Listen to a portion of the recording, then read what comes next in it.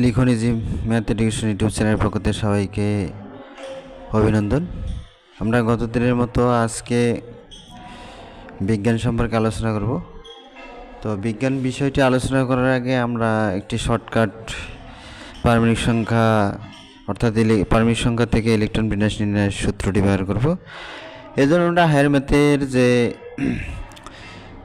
10 পয়েন্টে প্যাসকেলের সূত্রটি দেখতে পাই, সেই সূত্র অনুযায়ী আমরা একটি ইলেকট্রন বিন্যাসের নির্ণয়ের শর্টকাট নিয়ম দেখব। তো প্যাসকেলের সূত্রের ক্ষেত্রে আমরা যেমন 1+3x⁵কে বিস্তৃতি করো, মানে এই ক্ষেত্রে সূত্র অনুসারে আমরা জানি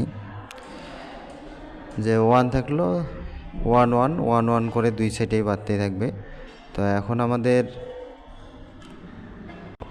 আমরা দেখি যে 1 1 1 যোগ করলে 2 হয়, এখানে 2 আসলো। এরপরে দেখা যায় 2 আর 1 3, 2 1 আবারও 3। এরপর অনুরূপভাবে 1 3 যোগ করলে 4 আসে, আবারও 1 + 3 যোগ করলে 4 আসে, আর মাঝে 3 3 যোগ করলে 6 আসে। এইভাবে এটি বার করানো হয়েছে।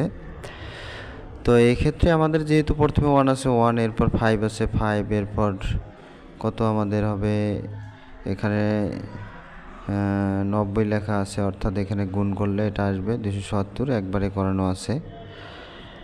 আচ্ছা, এরপরে আমরা আসি যে ইলেকট্রন বিন্যাস নির্ণয়ের ক্ষেত্রে নর্মালি আমরা সূত্র জানি 2n² সূত্র, অর্থাৎ n = 1 হলে 1 এর উপর স্কয়ার অর্থাৎ 1, 2 একে 2, এরপর 2 দিলে 2 দুগুণ 6, 4কে 2 দ্বারা গুণ করলে 8 হয়, 3 দিলে 3 3কে 9, 9 দুগুণ 18 আসতেছে।